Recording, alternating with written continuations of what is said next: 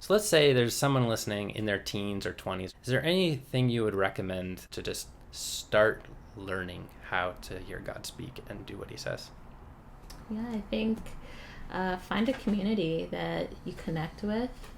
It doesn't necessarily have to be your church community. It could be your church community, it could be your youth group, it could be a campus ministry, but just find like-minded, zealous people that will help spur you on in your faith, and you could help spur them on in their faith. I think that's so important because we need community. I really strongly believe that, and just figure out what works for you, because what might work for you, John, might not work for me in my spiritual walk, right? And the way that God might speak to me, he might not speak to you in that same exact way.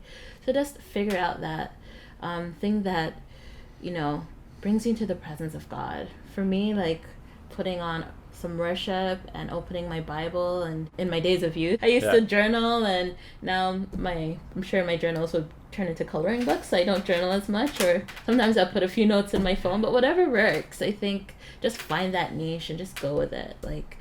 Figure out how God speaks to you the best. I mean, if he speaks to you through dreams and visions, put a journal by your bed, and when you wake up, write about it and pray it through. Just figure out how God speaks to you best. Got it.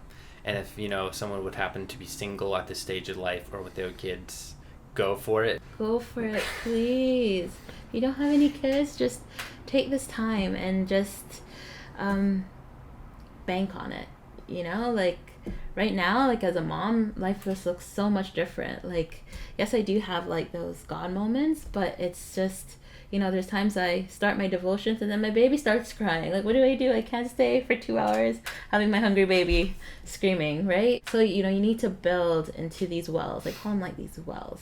Dig these wells now in your days of youth, because you can draw on them later, and the times that I have with God now, I top up my wells and I keep drawing from it in other seasons that it's just harder to spend that 2 hours with God. Mm-hmm. I mean, it becomes a lot more difficult as life goes on. So invest in it now. I was single for a really long time before I got married to Felicia. I was 33 when we met.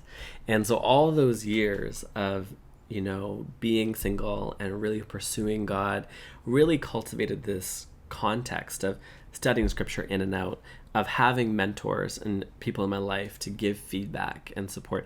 I had some really good friendships with young people my age that we just formed this really tight bond of prayer, Bible study, opening up about the real things in our lives, and just supporting each other and loving each other. And those friendships were so key.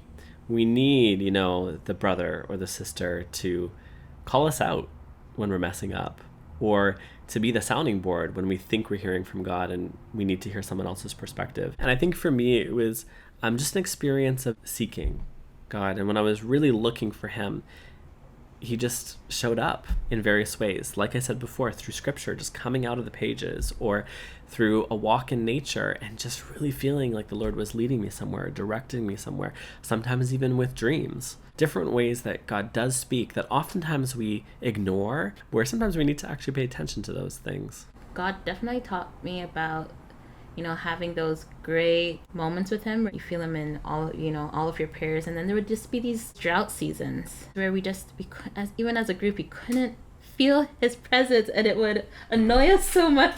We're pressing in, and you just have to I don't know. It was so influential because you don't always feel God's presence all the time. And there's times where you pray and you seek God and you're just God, I'm not hearing you. I'm not feeling you. What's going on? And we had to learn to press through those moments. And then, when those moments of drought were over, we were just so relieved. Yeah. and so happy. But I think that taught me really well and set me up for life, because there's days that I don't feel his presence, but I know he's there. Because I know he didn't give up on me then, and he hasn't given up on me now. But, he also honors the seeking, He wants us to find him.